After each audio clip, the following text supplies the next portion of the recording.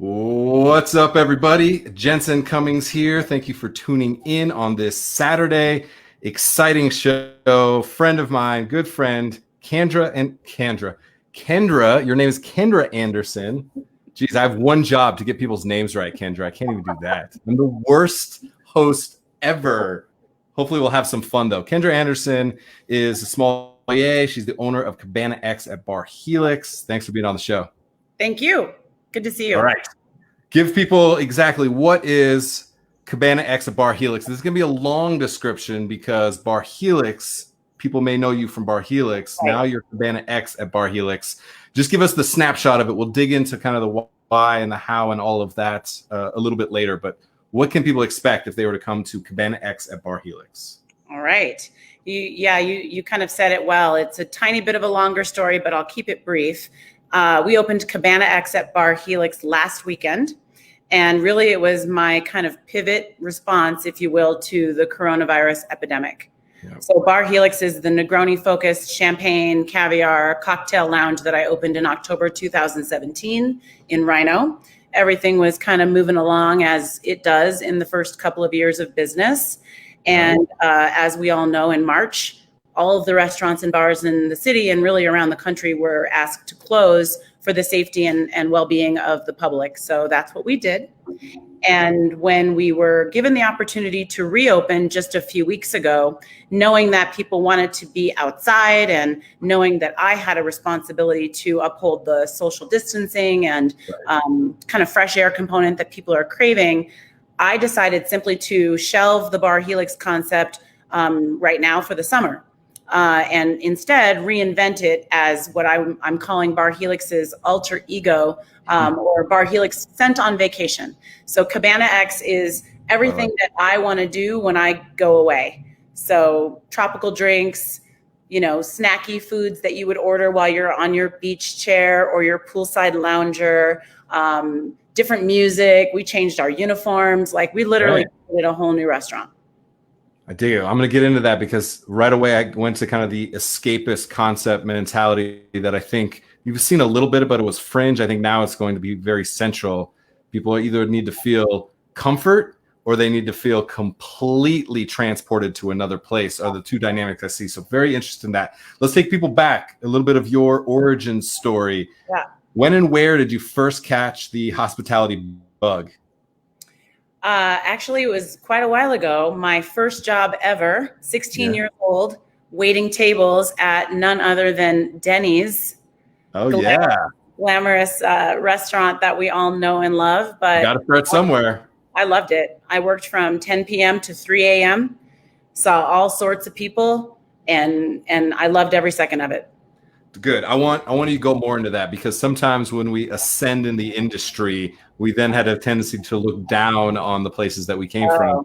But look, Denny's from a food standpoint, I don't know. We can get into that debate. But Denny's from a human standpoint, there's great people that work in companies that we might not include in our small, tight-knit, sometimes elitist community of high-end dining and drinks and all that. Talk about the people side of Denny's. So for me, I was very grateful because I had never waited tables before. I was 16 years old. Yep. And I didn't know it at the time, but I would become a chef, right? And so for me, Denny's represented this global kind of menu. If you really think about what Denny's has, they've got all kinds of things. And the menu is huge. There's like 100 items on it. Yeah. And I was super curious about everything there. I really wanted to eat everything on the menu at Denny's. So I thought, I'll get a job here. It's perfect for my schedule. And I'm going to just inhale everything at the end of every shift, which is exactly what I did.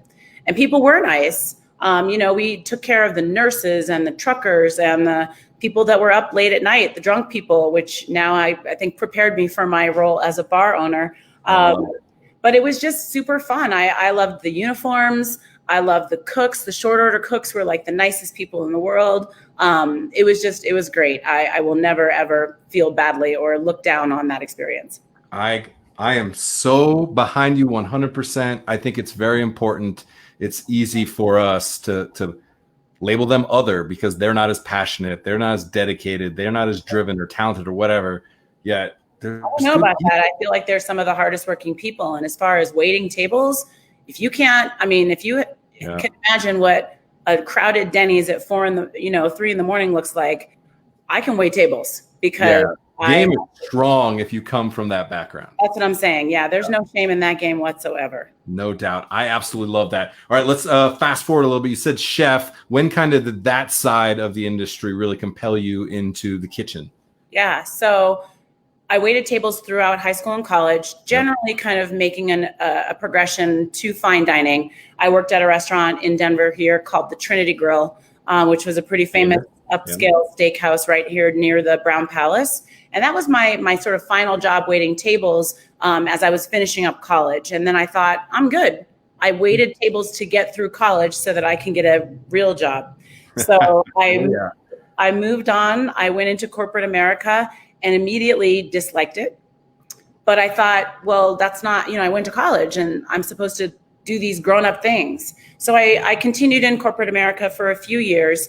And about 4 years in, as I remember, I saw an advertisement for a restaurant that was opening across the street from where I worked. I worked for Citicorp in the tech center, and Park Meadows Mall was being built. And at Park Meadows Mall, I saw an advertisement for what was at the time a pretty upscale, modern Latin American restaurant called Z Tejas Grill. Okay. So, taking us way back. Way back.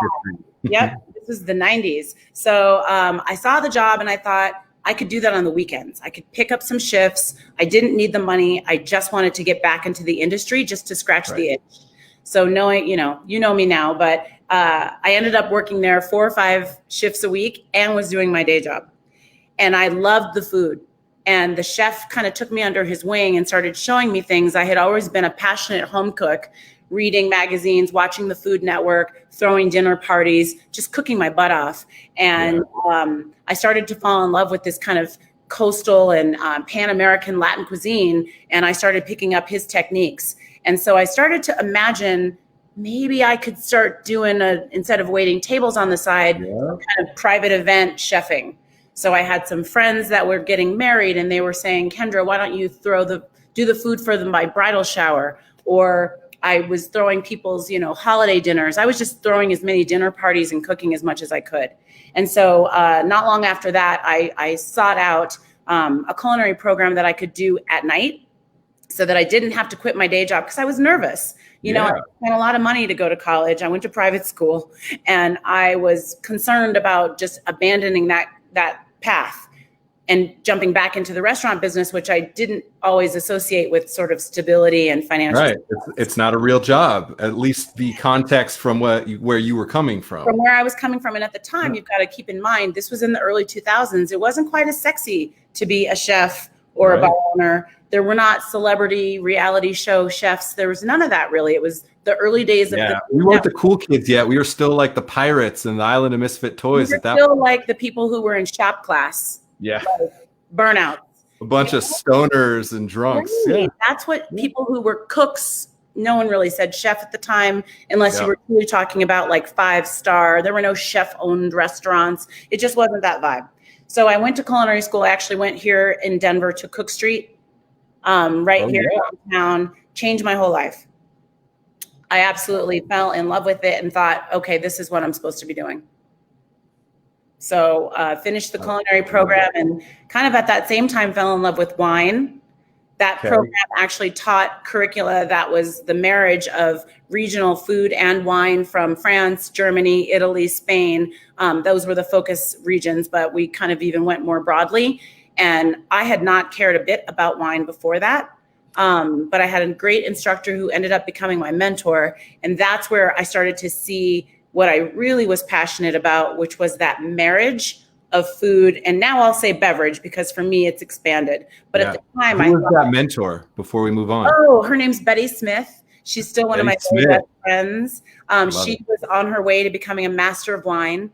And I thought, this chick is so cool. She's cultured, she's traveled, and she's versed in this language that now we know is that language, which I really refer to as the lifestyle, right? It isn't about pretension or money or anything. It's about creating experiences, which for me is what happens when you pair the exactly right drink with the exact right food. And you as a Cicerone, I know that's what you were coming from, where you were trying to get people to be like, look, it's not about being a beer nerd.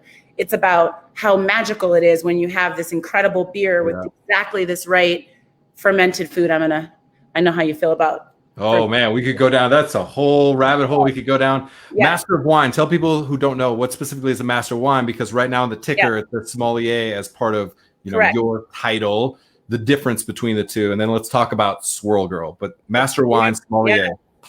So when I met Betty and got inspired to become a sommelier at the time, remember, I'm a chef. I had started a catering business. I was hustling and doing that. And I thought, well, this wine complement, I just want it to be able to inform my event planning and help clients with hosting events at their homes. These were smaller, or I was doing a wedding and I would want to maybe recommend wines to the bride and groom. I had no intention of working in the wine business. None. Little did you know. No, I know. It's like when you look back, you see that life kind of guides you and you don't even know what's happening.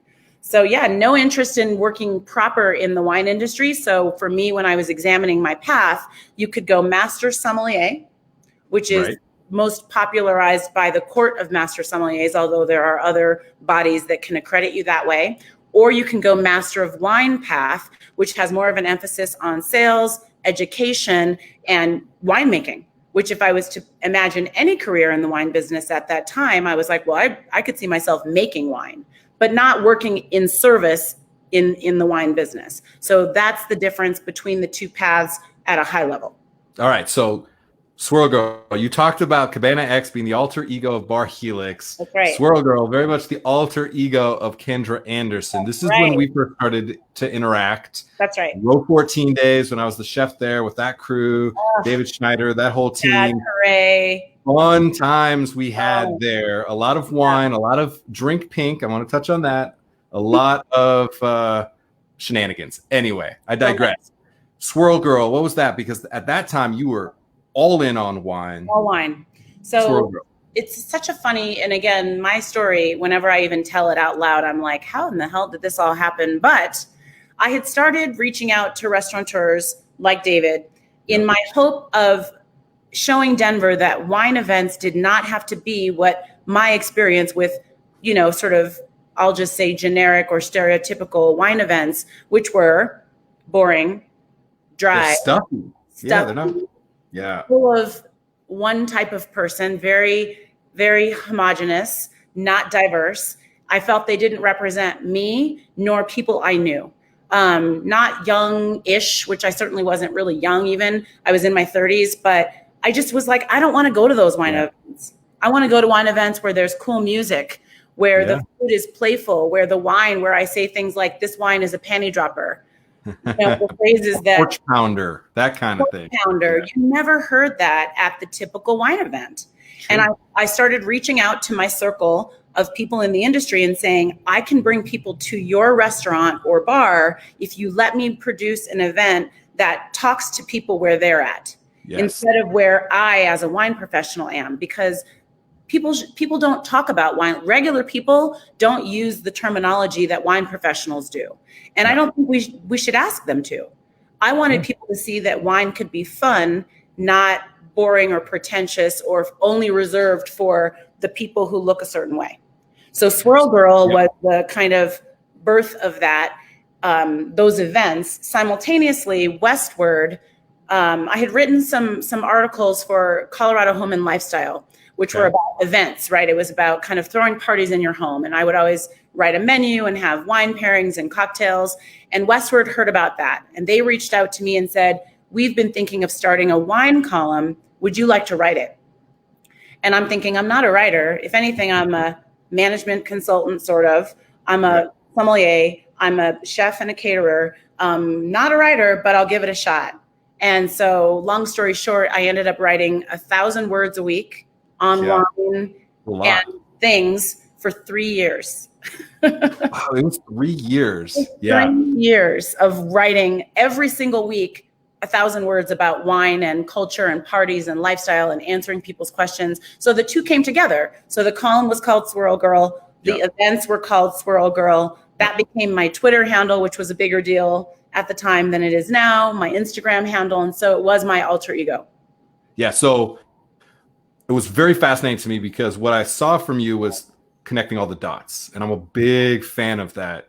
Connecting all the dots was clearly like you had the culinary understanding, you had the wine from the sommelier understanding, you had the event and catering side of kind of that user experience, Party going, guest experience. Yep. And then you had the fucking swagger to just like pull it all off and be like, that was dope in a totally different way. What I liked about it was people that were not into wine could be like, I was just into the vibe. I felt good. It was fun. Like it just felt right. And people that were into wine they could let their hair down and their shoulders down a little bit.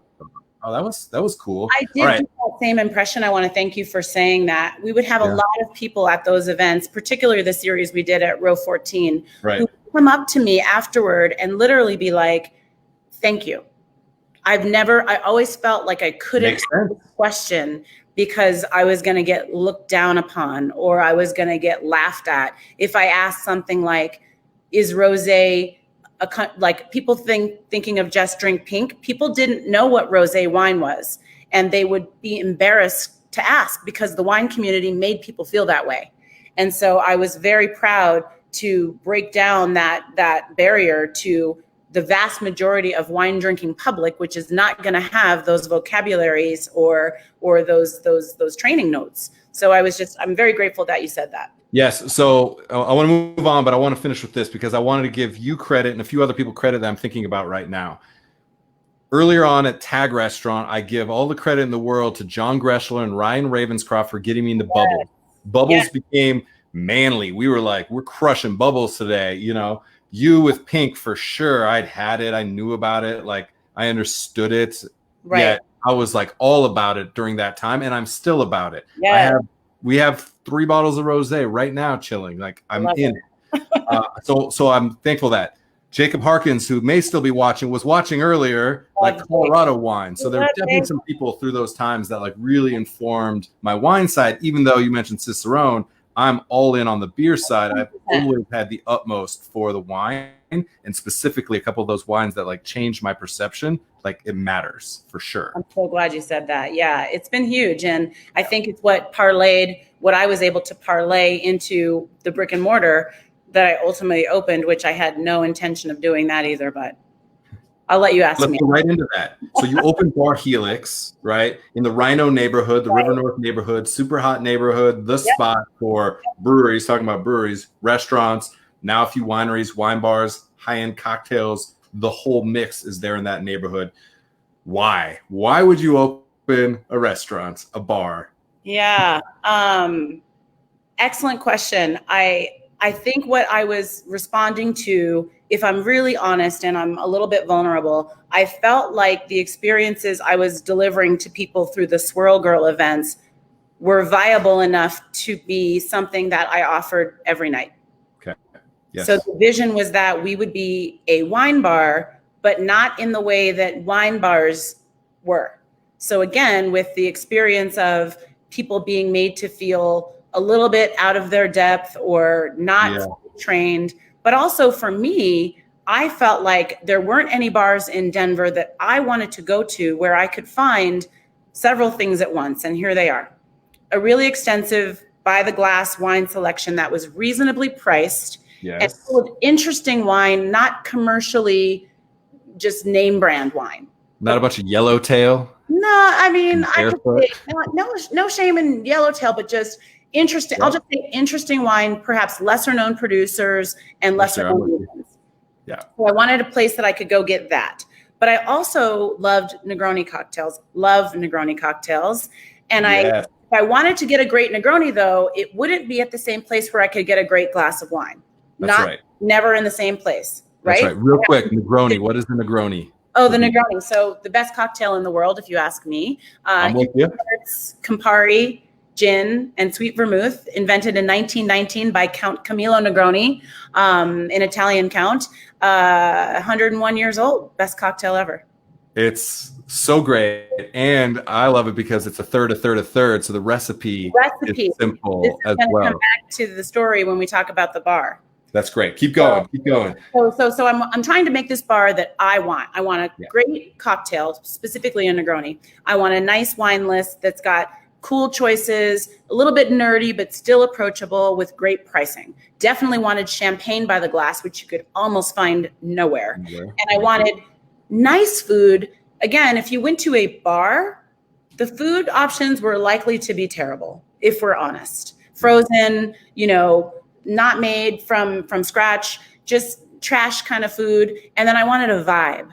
I wanted like cool music. I wanted candles. I wanted it to be someplace you could go on a date or with the boys or with your girls or with your family. Like I wanted it to just speak to your whole soul when you came in. I wanted you to just feel a whole vibe. And I looked around Denver, and at that time, I only found parts of those places in different locations, but not one. Focused on one niche or the other, kind of had their lane, and you wanted to encompass and envelop all of them.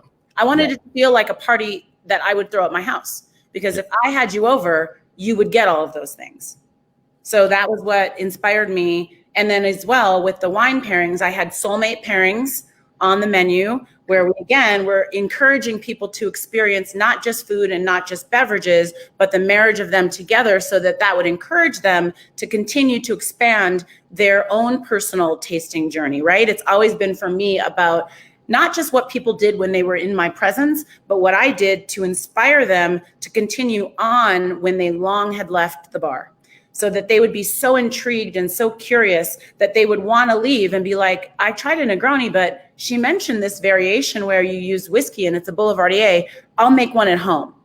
That's my whole jam. It's never been about just come let me sell you things. It's always been, what do you want to learn? Where do you want to go?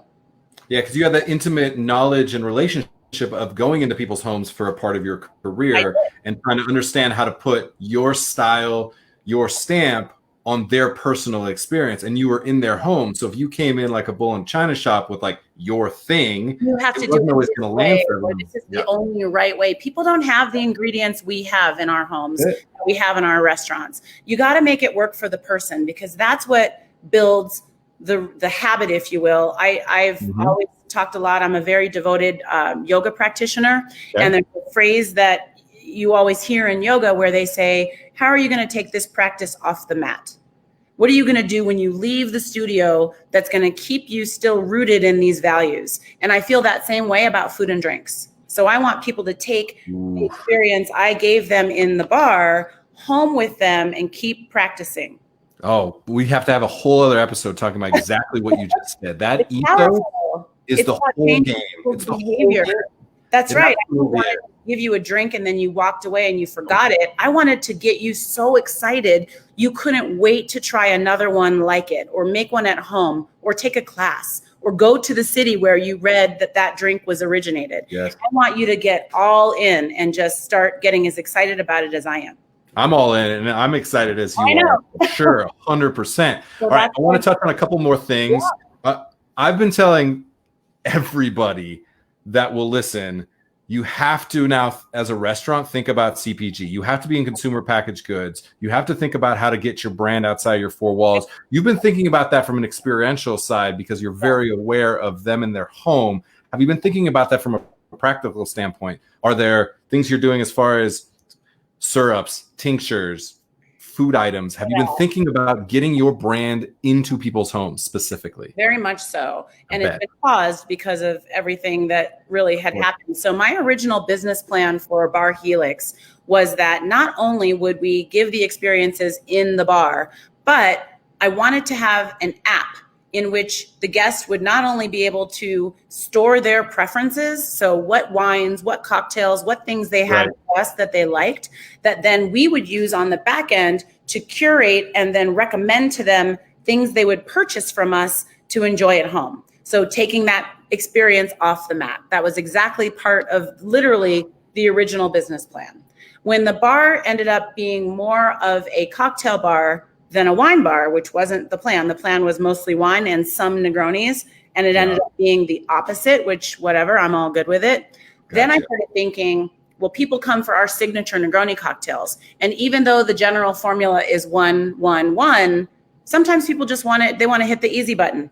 Yeah. So I have been planning to create a signature Negroni line that's coming from Bar Helix that you can enjoy at home. And whether that's our own aperitivo that I can partner with someone in Italy, or even a local craft spirit maker to make our own aperitivo, or the combined cocktail themselves, so that we can actually encourage folks to continue to, yeah. I can't believe you brought that up. I just ran out of time. This is so real. This is like the most important thing that can happen. You just can't, the margin game in a restaurant, people, is just never. You just can't win. You just can't win. And so you have to be dynamic, and you have to think about your brand outside your four walls. Not only does that create another revenue stream, and I'm preaching to the choir, I'm talking to everyone watching, yes, including Trisha, who says, one of my favorite people on planet Earth. I know she's not talking about me. She's talking about you. I love Trisha. What's up, Trisha? And so you can only do so much in your four walls. Now you have a revenue stream, but you have brand equity that you're building, because everybody who comes to that person's house, now that they have confidence to throw their own party and have a Negroni or champagne or a Boulevardier, they can do that. And then they go, what is this thing? Yes. Oh, that's Bar Helix. That's Cabana X. That's right. That is not agree more. And I know we're trying to speak to some industry folks. And so you mentioned it multiple times. I think that one thing not every entrepreneur initially is as focused on as they should be is that brand. What is that brand? Yeah. And so it's not enough to have talent in the kitchen or behind the bar. You have to resonate with people and connect with people on a whole nother level beyond what was in the glass. People have to relate. Exactly. People have to feel they relate to you. They have to feel understood by you. They need to feel a connection to you and the story that you're allowing them to tell about themselves, right? Yeah. And then to tell others. Correct. Right. So I think here and here, but it's also right here. Yeah. And so for me, I think it's important to make sure people understand I'm right here with you. And so whatever I'm doing, you can do too. And so I try to speak to people to inspire them so that they understand all of this is available to you. It might look unreachable and unattainable, but just like I'm sitting here in this chair, 15 years ago, I couldn't have been, and now I am. So it's all there for you, but focus on brand. And to that extent, I think social media is very well connected. I have people reach out to me all the time, Jensen, and say, you're killing it. You must be killing it. And I'm like, I think that's relative. I'm barely getting by. Real talk. If you've read anything about the restaurant business, you know there's not much money to be made, but it goes to tell you that the perception people draw from simply being active on social media, all I do on social media is literally say what's happening. Like, this is the food we have on the menu. This is our new drink. And people turn that into, oh my God, you're printing money. And I want to be careful that people understand that you need to keep it real and not over kind of sell what's happening, because you don't want people to get that false impression. Yeah, you don't want to be flossing and trying to like fake it. And a lot of people do that. Over these last few months, I was extremely transparent with the struggles that I was dealing with. And I hadn't really done that before, not because I was only trying to tell the good news, but just because I think as restaurateurs, as entrepreneurs, it's very hard to share that this shit breaks our hearts. Yeah, it's so emotional. A lot of times. And I know you've been there. So many other restaurant owners and operators have been there. It's tough. So I think being vulnerable and letting people see that we're human and that my entire life savings is tied up in what I'm doing right now. And so if you feel my struggle and my emotion, it's because it's real. Yeah, I mean, it's so hard. I couldn't hack it when times were good. And now it's like the craziness of right now. I have so much empathy for you and anybody who's operating right now, making this pivot. I mean, it's this word we throw out there. Like all of a sudden we have this new vernacular that we're supposed to know what PPE and PPP and EIDL and pivot. Like, I don't know what any of that shit really means. So you've done that. I want to take the last couple minutes here. Amazing conversation, by the way. The last couple minutes here to talk about Cabana X through the lens. I think we have an understanding of kind of what you're delivering, but through the lens of your people, because one of the other things that you have done on social media is highlight your humans. And this whole show is all built on hashtag Unsung Hospitality Heroes. I want to know everybody who's in the trenches who actually makes it happen. So what has it meant for them to be on this crazy journey through this short period of time? Let's just take the last couple months and then launching Cabana X. And let's hear some of the names of people people that like really fucking matter. So sure. So for sure. You know, on March 15th, when we were told we had to close our doors, I let go of everyone on my team. Hardest day of my life, sick to my stomach, just thinking about it. But it was what we were required to do. And we had no idea what was going to happen. None of us did. But when we heard that we were going to be able to do takeout cocktails. Yes, that was big. My two right hands, so my front of house-ish right hand and I say back of house-ish because my kitchen manager, my executive chef, his name is Sam Barraza. He's been holding me down for 2 years, which in the restaurant business is forever, to have a chef. And he had become, prior to closure, able to run the floor, take tables, make drinks, and he ran the whole kitchen. Like, unbelievable, this kid. And had so much heart and so much. He was like my tech guy. Like when my Apple TV didn't work, he would fix that. Like, you just get shit done like people in restaurants do. Swiss Army knife. Just needed something to get done. He's like, I got you. And he would just get it done.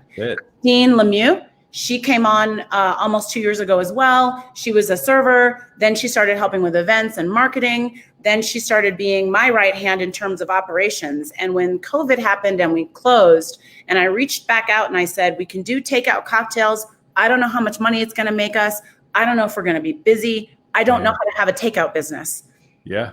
They both said, what day do you need me to show up? Let's go.